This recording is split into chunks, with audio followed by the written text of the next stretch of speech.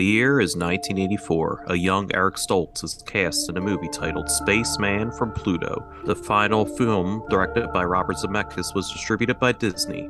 This angst-ridden teen comedy of a boy sent to the past and making sense of his existence in a godless universe was a flop, as it couldn't connect with audiences.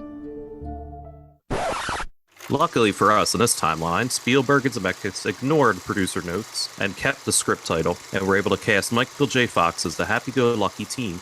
The movie was a commercial and financial success for all involved, eventually leading to sequels, animated cartoons, video game adaptations, and even board games. Hop in your DeLorean, put in your Huey Lewis in the News cassette, and punch it to 88 miles per hour, because the morons are talking Back to the Future. When this baby hits 88 miles per hour, you're gonna see some serious shit. Two unqualified morons playing tabletop. This is the Gateway Gamers podcast. Hi, welcome to the Gateway Gamers podcast. I'm Brian. And I'm RP. And this is a podcast where a veteran like me introduces the world of gaming to a noob. Like me. Well done. Thank you. Well welcome. done. Welcome. Dr. Marvel. Thanks, RP. Great Scott. Yeah, we're here to talk our final movie of the Blockbuster Summer.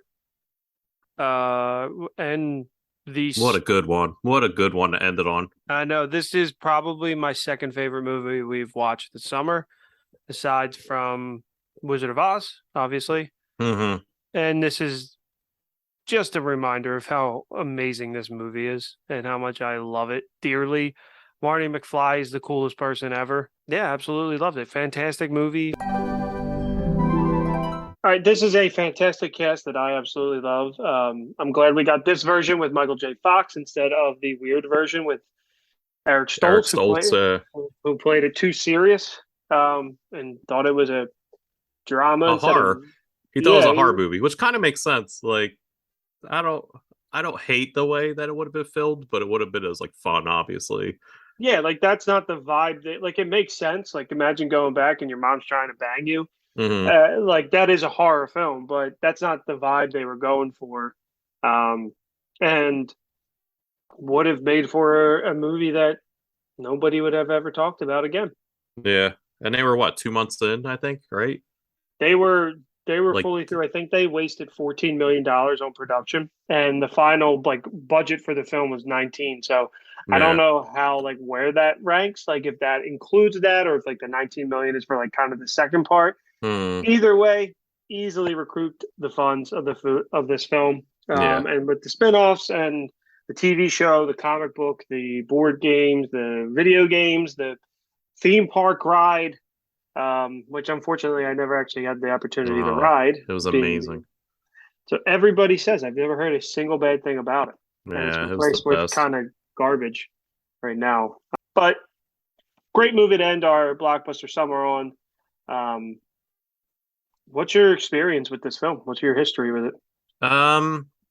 So I remember watching this at a young age. I can't think of exactly like when, but I think from what I remember is McDonald's had like a promotion back in the day where you could buy VHSs from them for like $6 and like 94, 93, like around there. And I remember like getting Land Before Time and Fievel Goes West, and I'm pretty sure I got Back to the Future as well in this deal. So I had to be like 7 or 8 when I first watched this movie. I don't have any like resounding like, oh, I remember when I was a kid, but I remember this movie always being in my mind. Like, always, I grew up with it. Like, yeah. Speaking of VHSs, apparently this one, when this came out on VHS, cost $80 on VHS. Isn't that most insane? VHSs cost that much back then. Like, I know it's just so crazy to me. You grew up at a different time, but yeah, like the VHSs, like when they first came around, I think they were like $90 or $100. Like, well, which it makes sense because there was no syndication. There was no like, if you owned it, it was your movie forever. And it kind of makes sense. It absolutely makes sense on why that's the price point, considering now to own a movie, it's like $20, which you go to the theater and you buy 2 tickets and it's more than that. But I just think that's crazy. But that's why video stores such as like Blockbuster and all them were so successful back then because it was you had to rent it from them, and if you didn't return it, you would have to pay like $90 to $100. So it was the return fees were a lot stiffer back then. Well, they this was the most rented movie the year it came out on VHS from those stores of those types. Mm-hmm. I'm the same way. I don't really have a real memory of when I first saw this movie, but it's a movie that I've just always have like seen. Like, you know Mm-hmm. what I mean? Like Yeah. when I think back, it's just like I don't remember. It's kind of just like when I think about my history of life with movies, it's just this is one that I've always seen because it's a cult classic. This is one that most kids, I don't know anybody who doesn't like this movie. Yeah. And because it's very much when it's a movie for everybody. There's something in it that everybody can like where you got older kids, you got younger kids, you have families. There's a relatable character in everything. There's relatable time periods with the current at the time, and then obviously the past. And the way that they formulated the film, it never feels outdated. Like it doesn't feel old. So Yeah. when you watch this for the first time, this is the first time I've watched this movie fully through was for this podcast. Obviously, I've seen it 100 other times, but I don't remember again, like kind of the theme we've done all summer. I don't remember the last time I sat down and watched this full movie. But the fact that I did this year, it didn't feel dated because they didn't make those traditional time travel jokes that you might see that really dates a film. Yeah. And visually looks amazing, and I can't wait to talk about that post production process of how quickly they had to turn that around. But this is really just this film stands the test of time. I think it's Robert Zemeckis' best film. I think it's the best of the three. I don't really have a history with the animated show. I've seen a couple episodes and I've read a couple comic books. Never played any games, and the board game was the only game that I've played. But I absolutely adore this film, and I absolutely adore Michael J. Fox and Leah Remini. Isn't it her? Who plays the Leah mom? Remini, No, right? Is Leah Thompson. Leah Oh, who Thompson am I? plays Yeah. Leah Remini. I think is the Scientology. Yeah. That's I'm like, why is that sound so familiar? Leah Thompson, absolute dime, and Kristen Glover would never land her in a million years. But there's a lot of heavy topics to this film as well that I'm sure we'll get into that they handle pretty well and kind of breeze over a lot of it. But you can look at this film as the way that we look through it as, oh, wow, this is a great popcorn film with a lot of cool nods and a lot of nostalgia goggles. But then there's also the film critic eye of Reaganism, as it's been said, that kind of everybody was the middle class and in the past and how it was kind of a better time and so on and so forth. I get a lot of my knowledge when we do these. I listen to Unspooled, and I know you do too. Mm-hmm. And I cannot stand Amy Nichols, but she had a very interesting perspective on this film that I really enjoyed. So I'm not just going to cite her words the entire episode. But so if you want to go check out Unspooled's Back to the Future, there's a lot of cool stuff there. But Yeah. I could ramble on. I apologize. Yeah, I actually didn't listen to our episode. Normally I kind of do listen ahead of time. I didn't even think about it. But I agree with everything you said. I mean, I think this movie is near perfection. Like honestly, like this movie just works. If you don't like this movie, I would question if you like movies at all. Because like you said, Exactly. this is a movie that just it works. There's a few things that are obviously like dated that in today's standards wouldn't fly, but it's nothing like crazy. Like it's a few like fat jokes and Yeah. like a few things that might There's a not little work bit of for the time. even how they handle like the racism. Yeah. It's I think they do a good job of it. Yeah, Of because when the it's the time the film time. was made It's yeah, and how it was accurate to it's probably wasn't as 1955. and it probably wasn't as harsh, but it still reflected how the Yeah, culture was where and then obviously showing how the worker in the soda shop Goldie Wilson, rises. Yeah, Goldie Mayor Wilson. Goldie Wilson, I like that mayor. Mayor. I like the Hey, sound of sounds like that. that. The way that he rises, through the ranks, becomes mayor of the town, all because of Marty McFly, and and and ruins it in Back to the Future too. But we're that's not talking another. about that one. Yeah. But yeah, I think the cast is like damn near perfect again. Like Michael J. Fox, obviously, just plays that everyman golly gee character that just fits the mold of what you're looking for. Christopher Lloyd played Emmett Brown perfect. Doc Brown, like he wasn't over the top. It was the perfect amount of like crazy Weirdness. scientist and weirdo, but like not too cartoony. Like they could have went over the top really easy and they didn't. And I think they towed that line very well, and they did a lot of things subtly, such as like when Marty goes back to 1955, Doc is rich. He's got everything, but he wastes all of his money on time travel. So he goes Mm-hmm. from the upper class to the near poor, like lower class, because of his genius to get this right.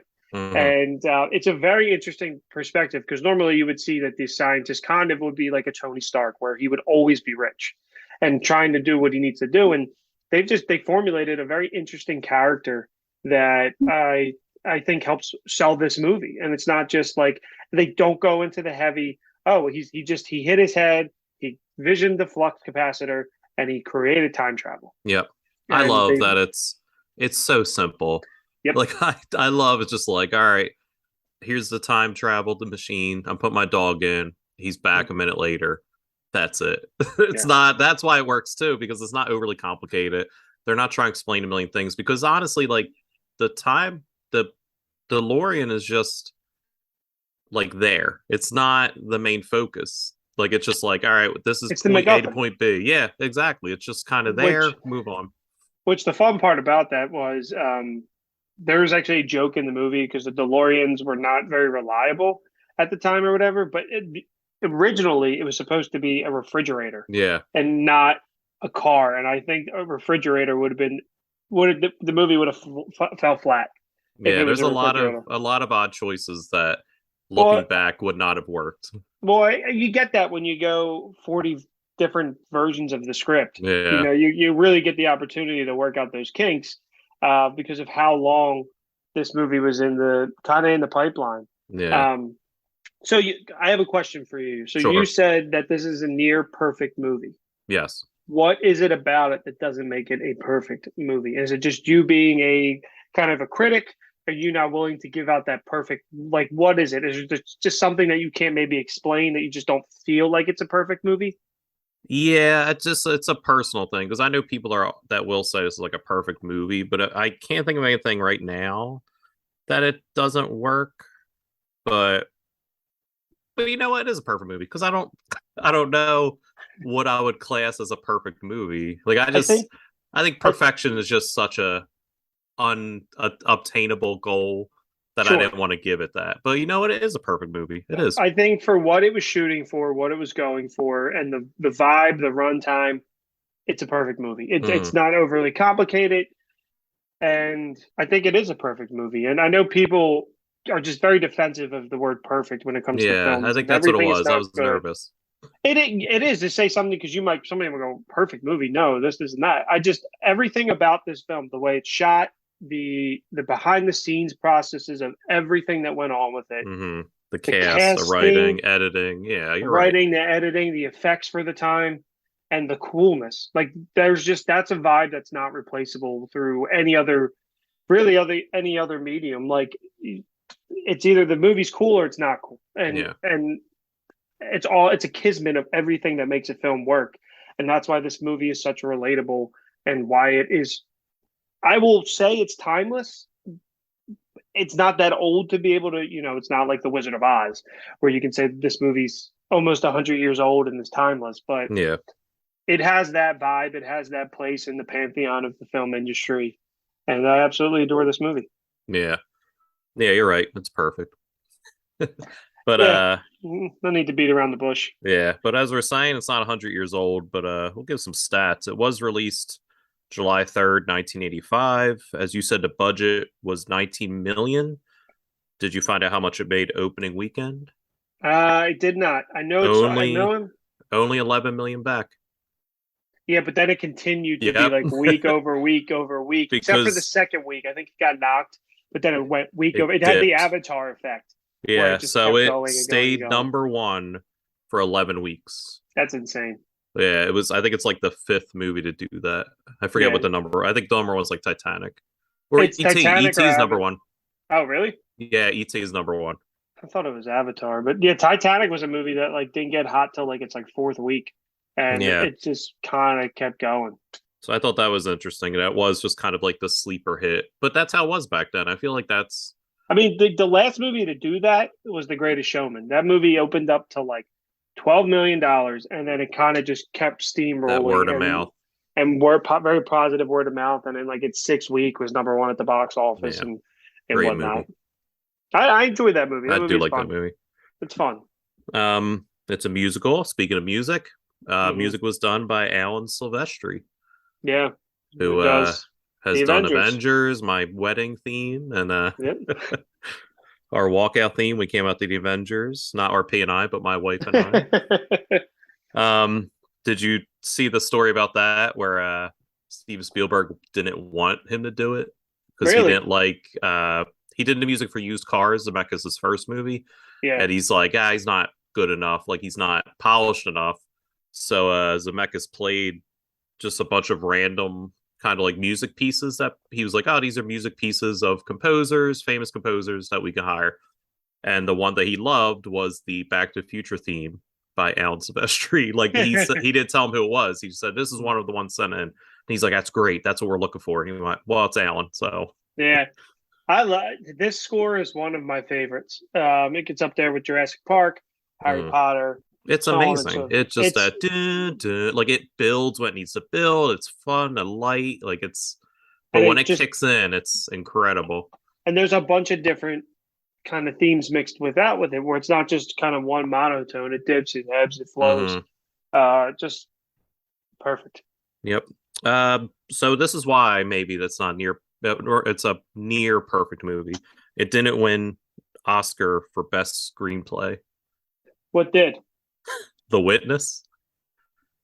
Uh, Exactly. So who knows? I know The Witness, and producer Audra might know it because it's Harrison Ford, and it's about like a kid who saw a murder that was committed, and he has to go into hiding with the kid, and they hide in Lancaster, Pennsylvania, in the Amish country. Oh, how about that, Lancaster? But Yeah, that's what, nobody talks about that movie. Everybody still yeah, talks about Back to the Future, and so yeah, the once again the Academy is wrong. yep.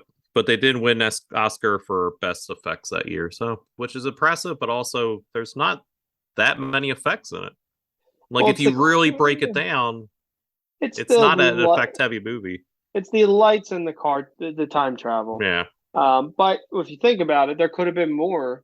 However, they it only had works. nine. They Less only is had more. nine, and they only had 9.5 weeks to put this together. Yeah, Because for those of you out there who don't know, this movie was not greenlit at first. There was a producer note of changing the title to, Spaceman from Pluto. and Steven Spielberg responded, "Ha, we're all laughing so hard.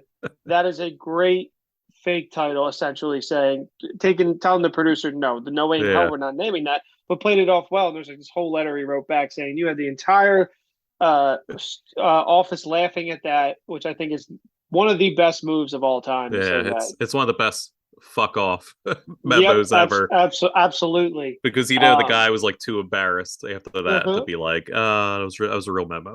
Because they didn't like the name Back to the Future. They thought it didn't help them with their genre, and it's an Yeah, awesome name. It's an awesome name. yeah. It's just kind of unique and cool. And It just then, shows sometimes producers have really stupid ideas. well, like the producer was to have the original guy play this role, because he was doing another film with the actor. What was his name? Eric Stoltz. Eric Stoltz. And like we said in the intro a little bit, he played it up very serious, Hmm. and that's not the vibe they were going for. And they eventually cast Marty McFly, and they had to redo like 60% of the movie with him. And so some of the actors actually gave better performances because they had twice the Yeah, opportunity to do the scene. And um, Michael J. Fox was working 7 days a week. He was filming this and then also filming his TV show, which was Family Ties. Family Ties. Yeah, And so he's essentially sleeping in a camper, they said. And he would go film Family Ties, sleep for a couple hours, and then go right to Back to the Future. So yeah. And you can't really tell because like it's not like you're seeing him like dazed in his performance. Like it's a flawless performance in my mind. Yeah, so I think all the nighttime shots and most of the inside stuff was filmed at the night when he was allowed to film basically after Family Ties. And then any day shot was like the weekend when he Okay. wasn't doing Family Ties stuff. So they said he was getting like 5 hours a day sleep. That's it. Like, I'm sure he got compensated oh, it's fairly worth well. it. Are you kidding me? This Yeah, I don't even think he read the script. He was just so he did. excited. I don't think he made that much money though. I don't Yeah, know. in the first one. Yeah, and then he Yeah. eventually went on to make a shit ton Yeah. of money. But great performance. Yeah. Another great performance that we haven't talked about. Uh the fucking whack job Crispin Glover. I know, dude. What He a is so strange. weirdo, but he's so good in this. Like, He's great in this. yeah. You are my density. Density. Don't what's he Biff? Like, don't con me, Biff. Like, oh, what is that laugh? oh, Biff, Biff, and yeah, no, he's great in this film. Yeah. Plays the big lovable loser, He and does he's a weird. all I think the greatest reveal of their story, and because you kind of get lost in mm.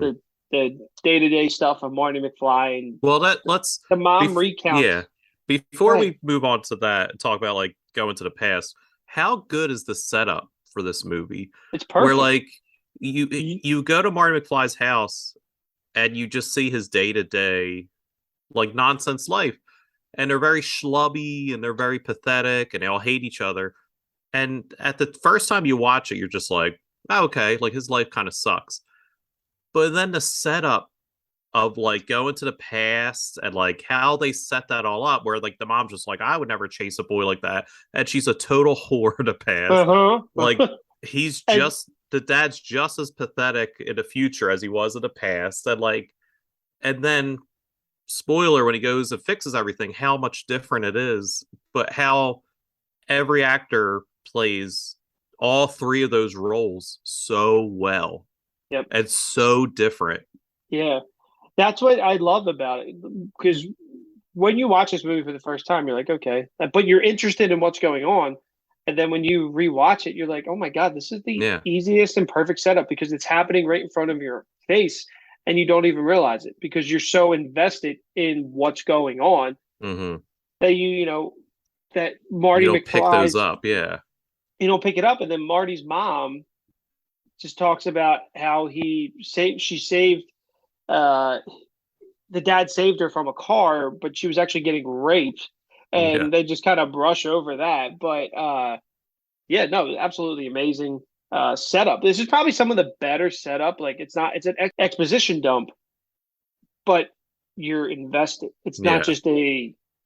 It's so creatively done Yeah. that They're you not just care feeding you information, it's exactly. being presented in the context of the story. Like, It's a where, yeah. spoonful of sugar. It's just a Yep. spoonful of sugar because I think at this point you're already like, damn, Marty's pretty cool. And what's going on with his family? Like, how is Marty so cool and his parents are so lame? And then everything with Biff. And it's like, who's gonna clean this shirt? Because I got beer on it. Like it's Mm, just and how is dad such a pushover and everything? And then like even he's like the dad's like, I know what you're gonna say. Like you're essentially don't be disappointed in me. And it's like it's just crazy. yep. It really is just crazy. And then Marty does go to the past and it's not really outlandish. Like it kind of is, but the fact that they go to the past because of what is it, Libyan The Lib nationalists? the Libyans. Yeah, and I just love The that he's just Libyans. like they asked they asked me to make them a bomb, Yeah, but I did it. I did it. I love that again. Like it's just like there's no wasted time in this movie. Like it goes and goes and goes and it sets everything up, and it is just like the Doc's just like, crisp. here's how time machine works. Ah, the Libyans. And he gets shot. He gets shot. Where first like time you kind of meet him, he's dead. You're just like, oh man, I like that guy. And then it's just Yep, like, whoop, back to the past. him and Einstein. Good makeup, very good makeup on everybody too, except for the mom. The mom's makeup is very weird. It looks like she's stung by a bee. Her face is all swollen. Oh yeah, yeah. She's like an alcoholic. Um, And then, yeah, so I found it very interesting that the reason why Marty's parents meet is because the dad is a peeping Tom. Yeah. Yep. The dad's a freaking creep. Yeah. And it eventually ends up being But Marty or again, it Calvin works. Klein. It works how pathetic that he is. Like it's Hmm. not you don't meet him in the beginning and then you go, "Oh." Like No, you're literally just like, "Oh, okay." yeah. Like yeah, he Yeah, would be. that makes sense. That checks out. And so I get, I guess everybody kind of knows the story from that point that Marty, as we talked about in the board game, Marty's family picture starts to disappear. And Hmm. I think this is one of the coolest techniques that was used to tell the story of time running out, things not going the way it's supposed to go, and Marty altering the future. Marty literally does everything they tell you not to do with time Yeah. travel. He directly interferes in his family affairs. I I mean, I will say I like that he does it first by accident. Like it's not like because Doc, as soon as he meets Doc, Doc's like, "Don't meet anybody, don't talk to anybody, don't do anything." yeah, So it already happened. It's not like yeah, Doc said that and then he messed up. Like it's like he already was like, my I met my mom, I met my dad, like, and I may have changed a few things. I really, I shouldn't, but I do. I really enjoyed the scene in the soda shop when he's just like, "Give me a tab." Well, you can't have a tab if you don't buy anything. Yeah, All right, give me a Pepsi free. You can have a Pepsi, but it's not going to be free. And like I enjoy, like it's stupid cheesy, wordplay. Yeah, but I very much enjoy it. And it's like it takes Marty. He realizes that he's not where he's supposed to be, but it still takes him a moment to realize, oh shit, like hmm, I'm like, and he just still talks the way like he's normally like in yeah, 1985.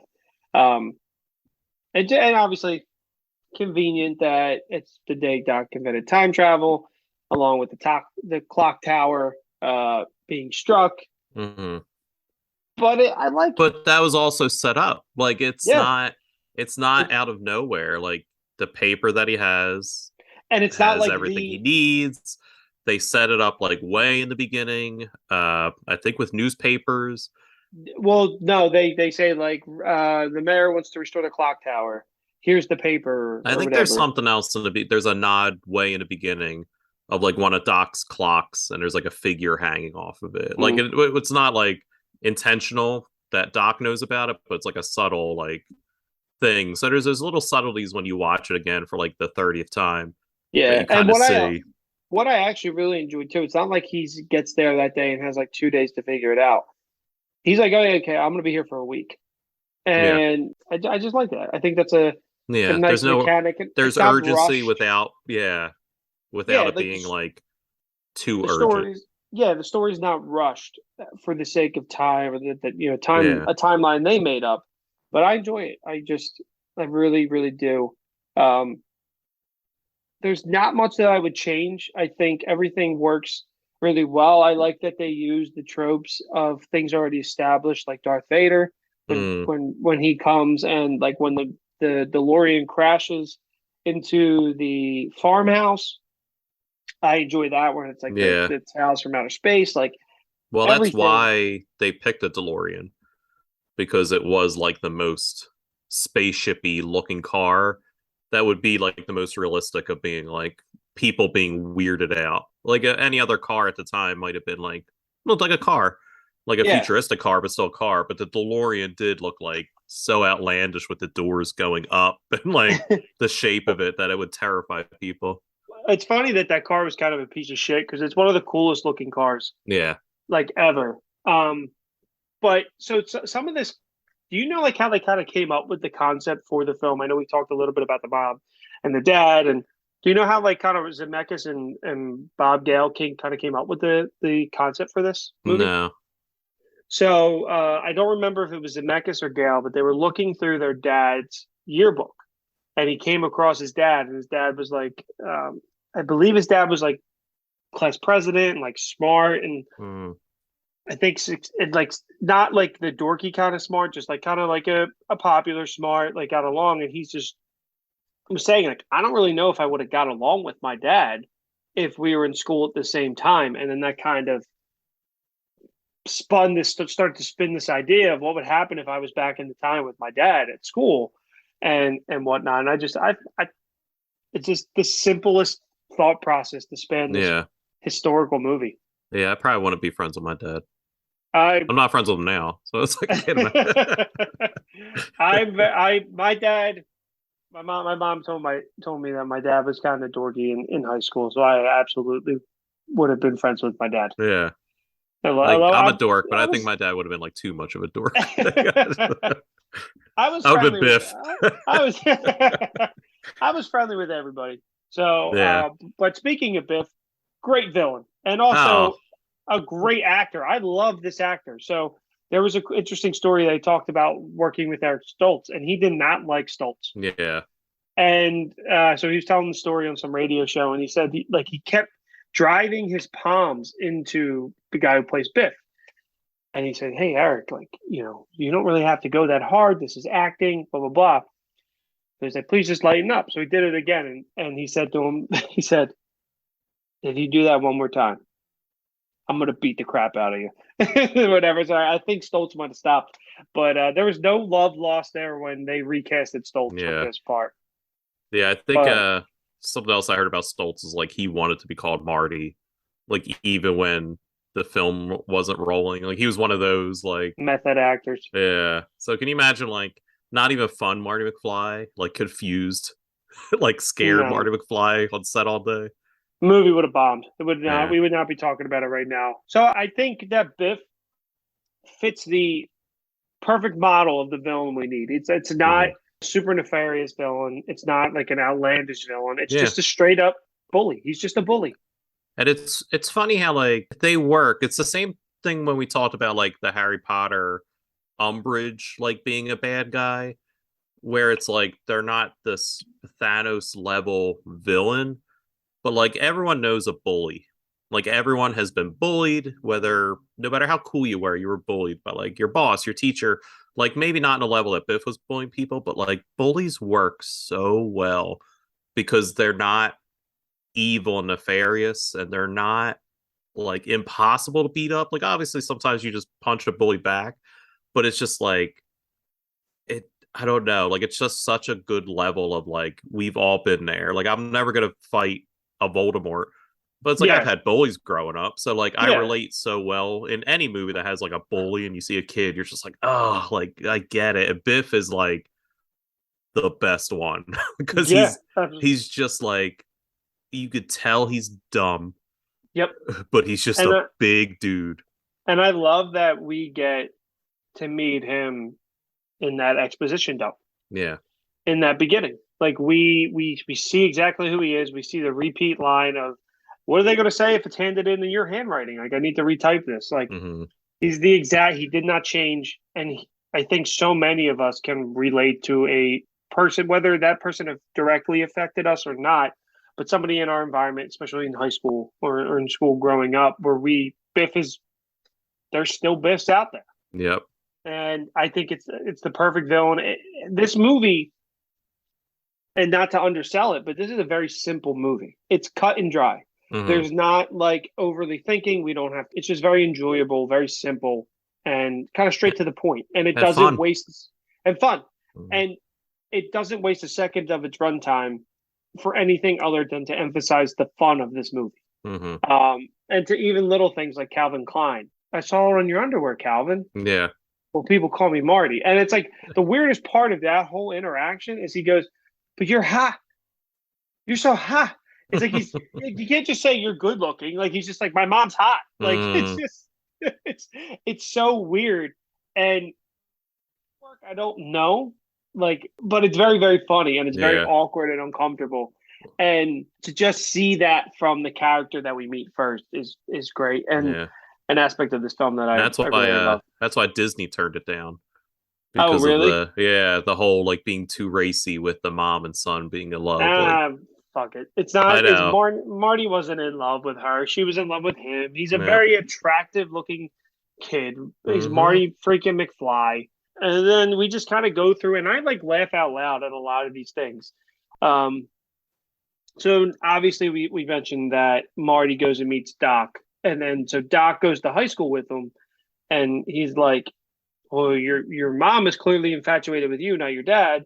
And then Marty goes, "Oh, that's heavy." He just goes, "What? There's that word again. Why is everything in the future heavy? Like, is there a gravitational issue?" And I like laughed out loud at that scene because I was like, that is such a great reaction Hmm. from Doc. Like, that is a spot on character reaction. And But it's also just like it shows like it would be the same if I went to the future, or like if Doc came to our timeline and just some of an accurate we have. Like it just kind of yeah, shows like just some of these stupid it's phrasings like that we have. it's like if I would say bet, and he'd be like, "Bet what?" Yeah. Which I had an interaction with Audrey's parents with that, but I didn't say bet, but her brother did. But yeah, it's another aspect of the film that doesn't pigeonhole it in time. Hmm. It's just okay. This is clearly a people still say heavy. Hmm. It's not like it's not age, but I just what I love about this movie, and I can't say it enough, how it it didn't lock itself in time. Yeah. It didn't have like a And celebrity cameo of like exactly, weird or like make a reference of a specific yeah, thing. Like it they kind of was lucked out. Like they referenced Star Wars and yeah. Vulcan. Like they referenced stuff that is still so popular. Like they could have Mhm. referenced like Lost in Space, which is still popular, but like something really like Yeah, niche to that era. they kind of do with the sequel, where they pigeonhole it to what is it like? It's 2020 in the second movie, I think I think it's 2015. 2015, Yeah. whatever. Which that With actually kind of co-aligned with the year that they saw the Cubs winning the World Series. The hmm Cubs actually made the World Series. I don't think the Cubs won that year, but they made it. Maybe they did win. I no sports. a little Yeah. fuzzy, but yeah, it just again, just everything I love. Um, so one of the aspects I actually really would like to talk about is I think this movie to this day it was restored. I watched it in 4K. I have the DVDs somewhere. They're not here. They're not at my parents' house, so I have no idea where my Back to the Future trilogy Mm. DVD set is. So I just rebought them on 4K. Um, and this movie is restored perfectly. It's there's nothing that looks weird. The only thing that like I was watching it with my dad, and my dad saw this in theaters, and I asked him, I said, "Hey, like when this came out, was this like really talked about like a lot?" And he said, not really." And I was like, "I guess that makes sense, but it's not like hell it would be talked about now where I would have Hmm. loved to have seen this opening weekend. Like you would have loved to have seen Jaws opening weekend. Like it wasn't like that, but I found that it was kind of interesting because I watched the first half of this with my dad. Well, I think when I watched it for the first time, I watched it with him anyway. Um, but the movie's restored perfectly. It looks great. And when we were watching it, I was like, damn, I was like, Doc, I was like, was Christopher, how old was Christopher Lloyd when they made this? Because at first you see him and he looks old. Yep. And then they got a little bit closer and you could see like the makeup on his skin to make him look older. And I was like, okay. So he was 50 when they made it. Yeah. I just think everything about this movie was made and looks very very good. That also helps it hold up.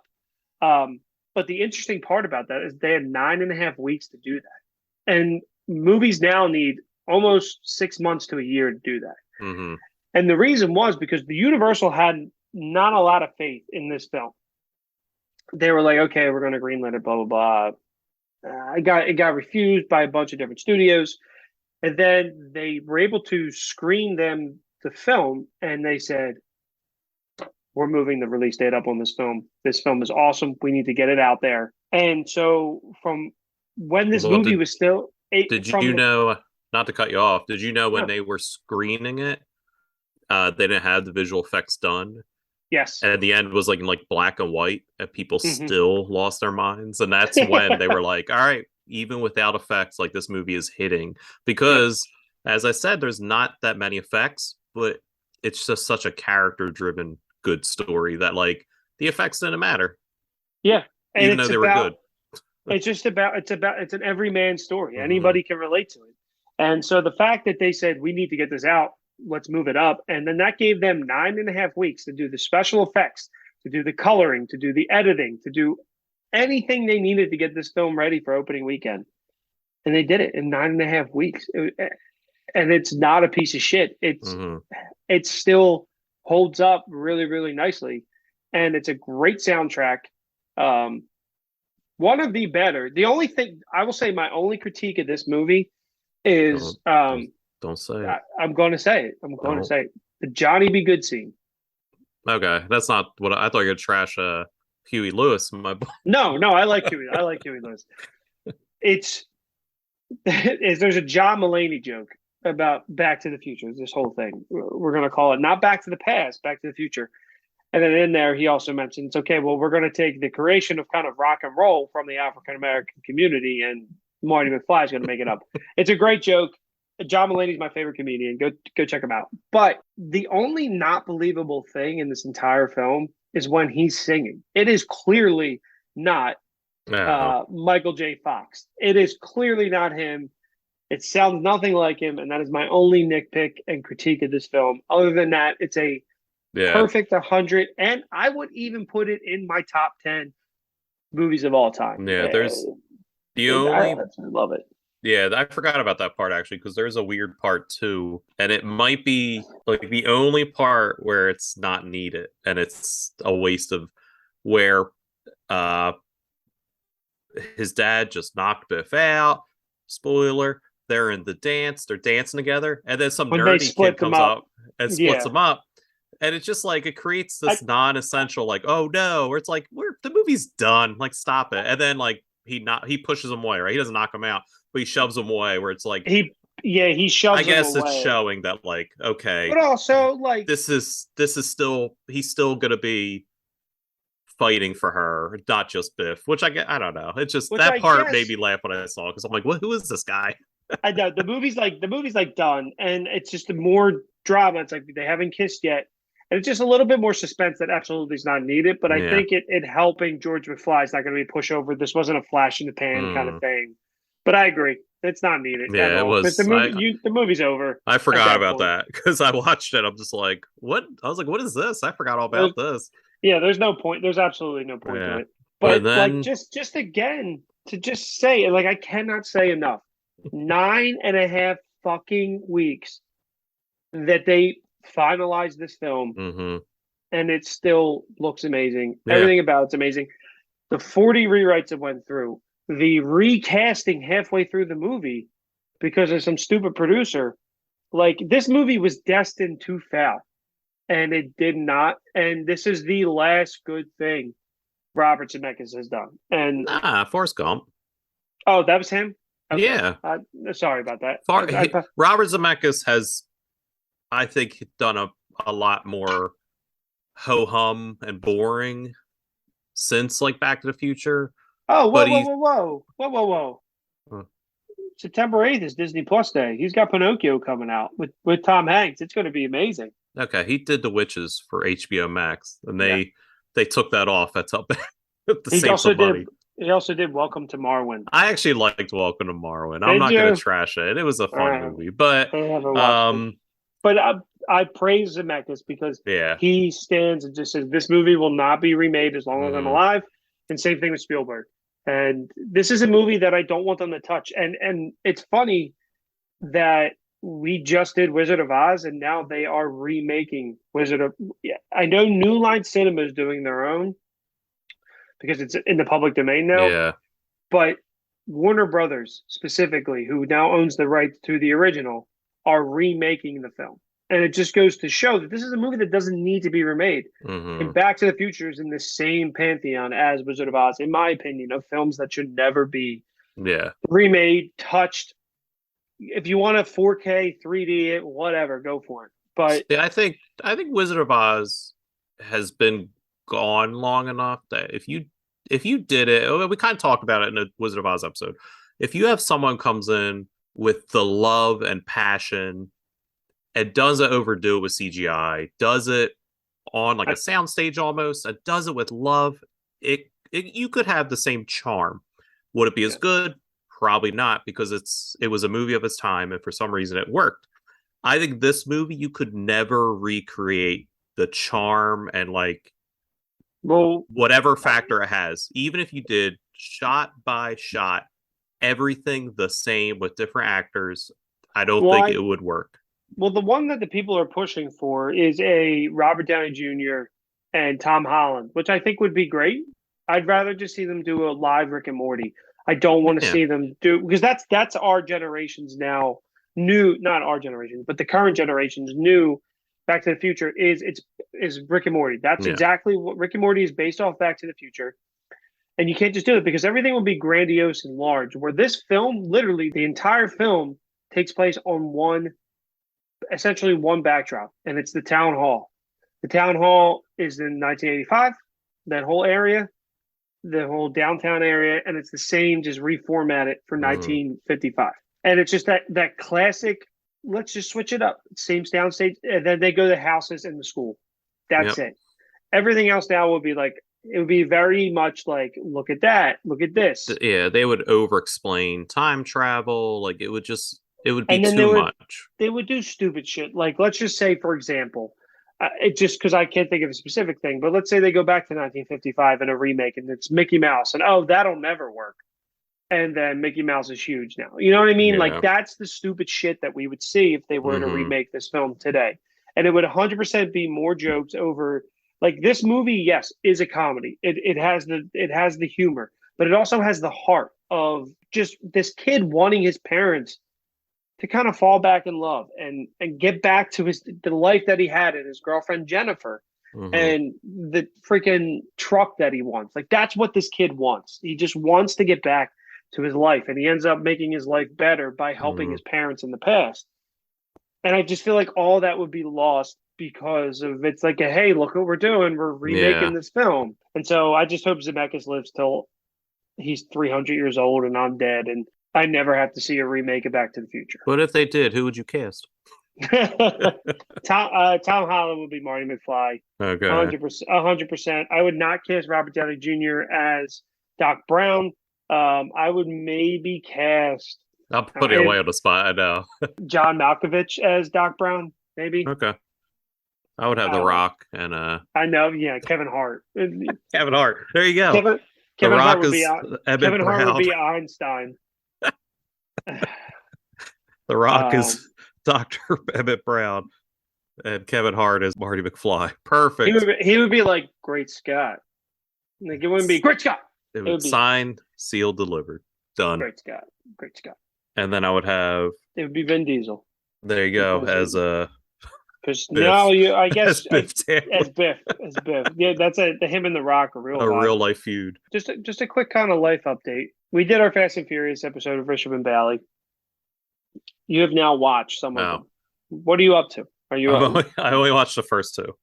okay? So you didn't watch Tokyo I Drift didn't get yet. around Tokyo Drift, but it's on my All right. list. Well, when you get further, because I don't want to talk about 1 and 2. When you get further, Why not? we'll give They're so because good. I like 1 and 2. One is a great movie. I like one. So One's good. it's interesting. I know you didn't like 2. Two just seemed like, I don't know, like too different. Like it's funny because I could see the bricks of what franchise becomes like on these two movies. So like because I've seen so many clips watching it at your house that day because you had like 7 on and 9 on. So I saw how like way outlandish and way goofy and silly that it kind of gets, and I could see those bricks forming in the second one. Like the first one was just a very cut dry action movie. It was great. I think I really liked Vin Diesel in it. I liked Paul Walker in it. And then you see the second one with Tyrese. Yep. Okay, Tyrese so Gibson. Tyrese and Ludacris. Ludacris. So like they're like goofy, and you can kind of see like that's where it's kind of headed. And then in one part where he drives the car like onto the boat, but driving off a ramp, where it's like, all right, like they're doing goofy stuff, and I know how much goofier it gets. Ejectocito, cuz. Oh yeah, and that the ejector seat that they invented, like it's just Great. you start to see those little things. But I enjoyed it, and I'm excited to continue the franchise.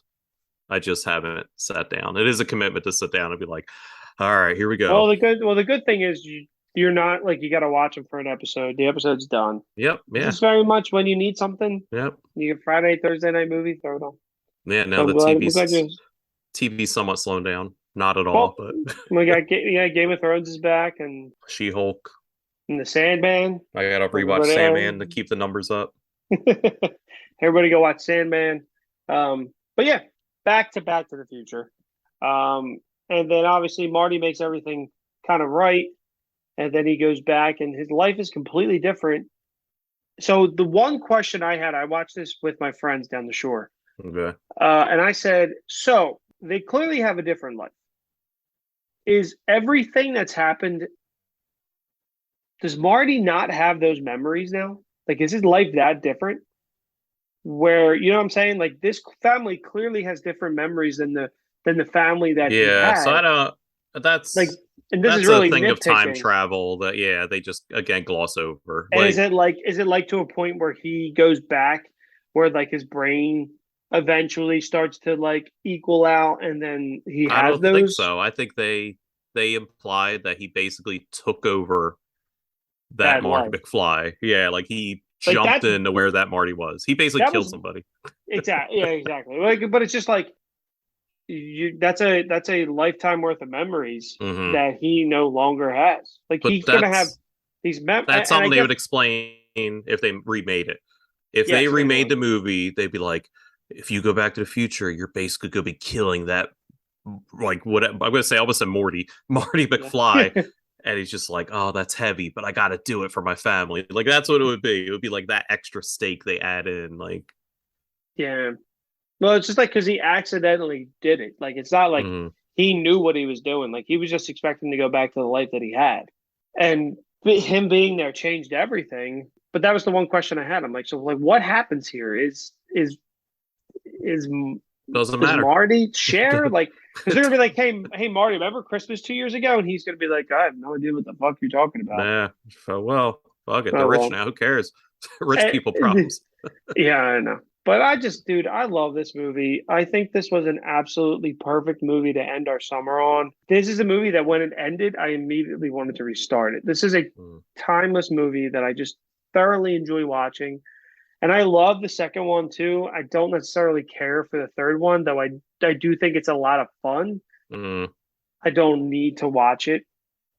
Yeah, But the the third one is, I think that's the best way to describe it. It's like the first one is like perfection.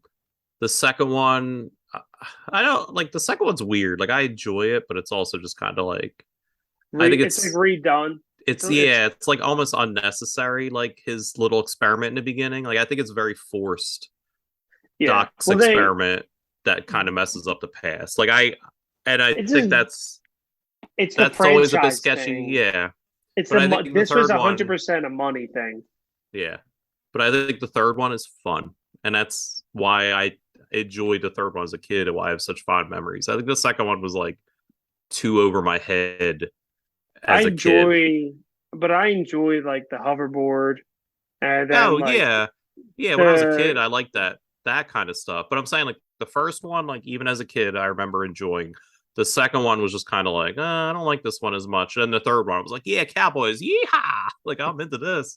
and then like the train becoming the new DeLorean. Like I Yeah, enjoyed that. I thought it was fun. awesome. Yeah, but I like the second one with the sports almanac and everything. Hmm.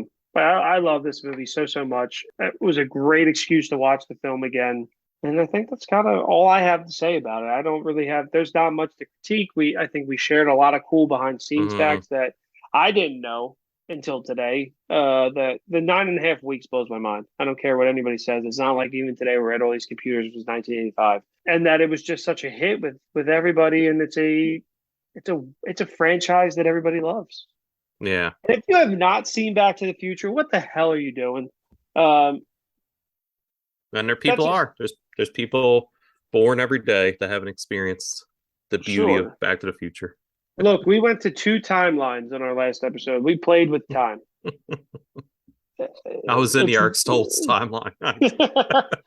and we had to watch the Eric Stoltz bomb of a film, Aliens from Mars or whatever the hell, Tales from Adventure, whatever the hell it's It called. was Spaceman from Pluto because that's what is that? Was that the comic? Yeah, it was the rule. Yeah, So the because comic he was said the he was rule from book. Vulcan. Yeah, yeah. He says, "I am Darth Vader from Vulcan." Yeah. That's what he says. Oh, how about So real quick in that scene, which I thought was funny, I actually learned today, was they didn't get permission from the band Van Halen to Oh, play really? their music. So on the cassette, it doesn't say Van It Halen, it says says Eddie Eddie Van. Van Halen because Yeah. Eddie Van Halen kind of went behind the band's back. It was like, I'll record little licks for you. Oh, that's So they awesome. didn't know. Yeah, they all said no, but he went like, "Oh, I'll record some quick stuff for you." Oh, cool. So also another part of the music aspect was the Johnny Be Good part. So when he's playing Johnny Be Good and Martin Berry calls Chuck Berry, so it doesn't sound exactly like Johnny Be Good. It kind of riffs off and there's a Hmm. couple of weird riffs. But there was also like an old time song where the do do do do do do do do do do do do actually is pulled from. So it's so Johnny Be Good isn't the first to have that the guitar Mm, lick. There's an older song from I don't know when Johnny Be Good came out, maybe the yeah, 50s, so like the 40s, where that lick's going on, and I learned that today, and I found that very cool. So I Marty love. necessarily didn't I do steal love that. that part. What a good. It's your I cousin Marvin Berry. I was just like when he finishes, I guess you guys aren't ready for that yet, But your kids will love it. but your kids will love it, and I think I'm gonna go watch it again. Good, good. Um, but yeah, I think that wraps it up. Be sure to like our Instagram. Be sure to subscribe if you're listening to this for the first time and not a subscriber. Subscribe. But do Listen that back. before your kids go back to the future and try to hit subscribe for you. Yeah, exactly, and ruin They're the they're gonna miss podcast out. timeline. Exactly. You're going to miss out and be like, when this podcast is ginormous, you're going to be an original subscriber. So it's a whole thing. Exactly. Yeah. Be sure to check out what T Public, T Public Store. T Uh, Public we got Store, we got your Redbubble. shirts, we got your hats, we got your stickers, we got your magnets. We have giant T-shirt logos. We also have pocket T-shirt logos. Check it Yeah. out. Everything that you buy goes to helping the show run. But always again, thank you to everyone listening. We had great feedback this summer. It was exhausting. I don't know if we're gonna be doing it again next summer If because if we do it next summer, and we will do a Blockbuster Summer next summer, it's going to be a little different. There might yeah, not be two. There might not be two episodes, but if there are, they might be. That might be our month. yeah, We'll figure it out, and we'll find a happy medium of board game talk and film discussion. yeah. But again, thank you to everybody.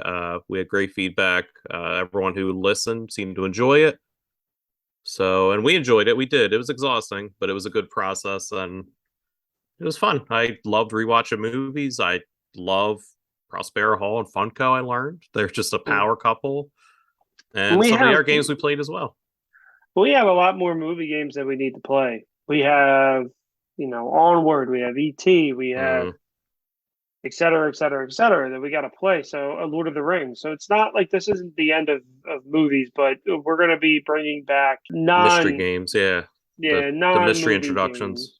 and non movie episodes. However, if you do enjoy the movie talk, why don't you head over to previously recorded? We have a lot of film discussions up there. More always coming out. You guys have a talk back to the future, have you? We have not. Mm, And, we've done a couple rewatches, but we've weirdly accidentally stayed in the Lucasfilms, George Lucas, Spielberg wheelhouse. So this might mm, be a good, might be our next rewatch. yeah, Back to the sounds good. Future. Yeah, we did Star Wars, we did Indiana Jones, and we did Jurassic Park recently, which you guys heard earlier this summer for the original. So, but yeah, we Mhm. got tons of stuff over there, and then I'll plug it. Um, Unspooled, they do a really nice job of covering a lot of classic films and a lot of background knowledge. That if you enjoy the aspects that we talk about, they do the same thing, but they do it weekly, and the one's a film critic, so a little bit more insightful.